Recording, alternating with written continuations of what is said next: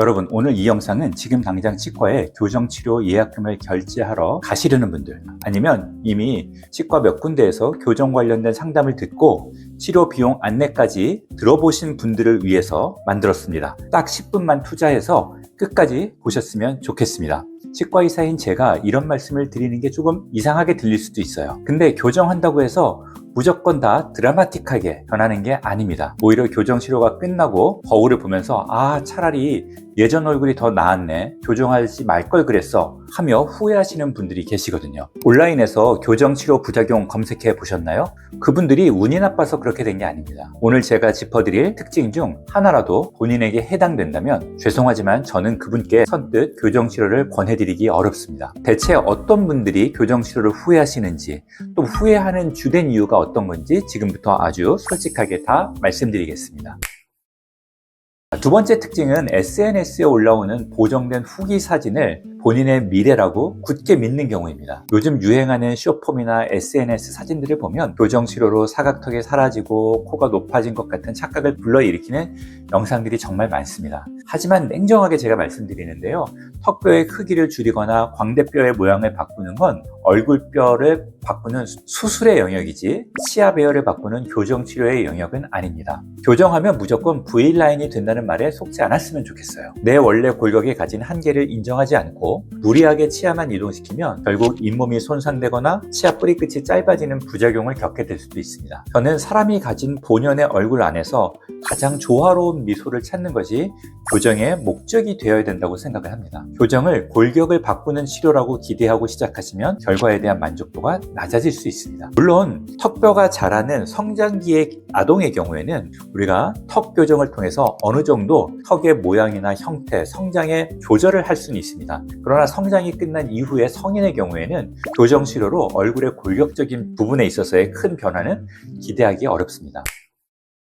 반갑습니다. 웃는 치과의사 오원장입니다. 제가 진료실에서 환자분들을 마주하다 보면 원장님, 저 교정치료하면 연예인 누구처럼 이뻐질까요? 라고 묻는 분들보다 의외로 이런 질문들을 하시는 분들이 있습니다. 원장님, 저 진짜 고민 많이 하고 왔는데 저 교정해도 진짜 후회 안 할까요? 이 질문 한마디에 담긴 불안함을 저도 잘 알죠. 수백만 원의 치료 비용과 짧게는 1년, 길게는 2년 반, 3년간은 이 귀한 시간을 투자해서 치료를 받는데 치료 결과가 안 좋으면 어쩌나 하고 걱정하시는 거죠. 사실 치과 의사 입장에서 치과의 경영을 위해서는 무조건 잘 됩니다, 지금 바로 시작하시죠 라고 말씀드리는 게 훨씬 쉽습니다.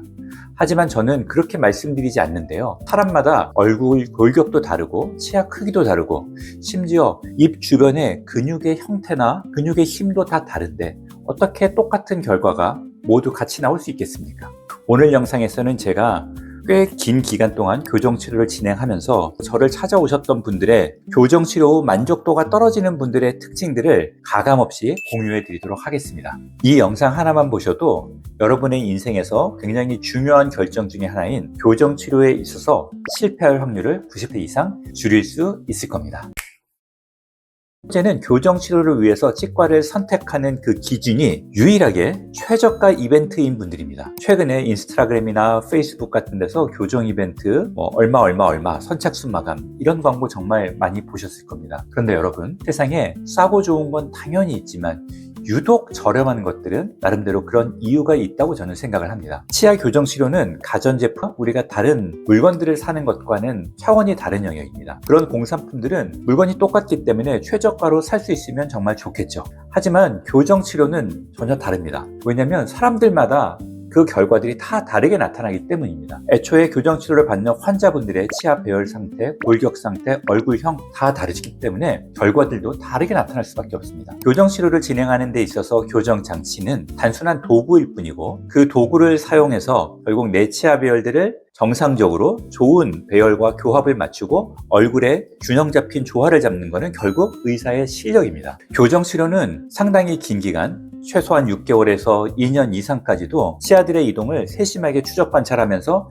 필요한 치아 이동들을 일으켜야 되는 치료입니다. 따라서 이런 교정 치료를 진행하는 페이스메이커 역할을 하는 의사가 자주 바뀌거나 혹은 너무 바빠서 이분의 케이스를 잘 기억하지 못한다면 그 치료의 결과에는 내가 원하지 않는 결과가 나를 기다리고 있을 수도 있습니다. 가격의 차이가 나는 이유는 그만큼의 의료진들의 집중도와 책임감, 또 수많은 경험들에 비춘 그분들의 노하우의 차이라는 것들을 좀 명심해 주셨으면 좋겠습니다. 제가 너무 겁을 많이 들인 것 같나요? 하지만 이 네 가지만 알고 계셔도 여러분들은 이미 상위의 똑똑한 환자분입니다. 반대로 말하면 이런 리스크를 명확하게 인지하고 준비된 분들에게는 교정치료의 만족도가 상당히 높습니다. 웃을 때 손으로 입을 가리지 않아도 되고요. 자신감 있게 미소 짓는 내 모습을 발견했을 때의 그 기쁨은 돈으로 환산할 수 없고 그간 고생한 시간들에 대한 충분한 보상을 느낄 수 있습니다. 혹시 지금 망설여지는 이유가 단순히 나이가 많아서라면 그건 크게 걱정하실 필요가 없습니다. 요즘은 50대, 60대 중장년층들도요.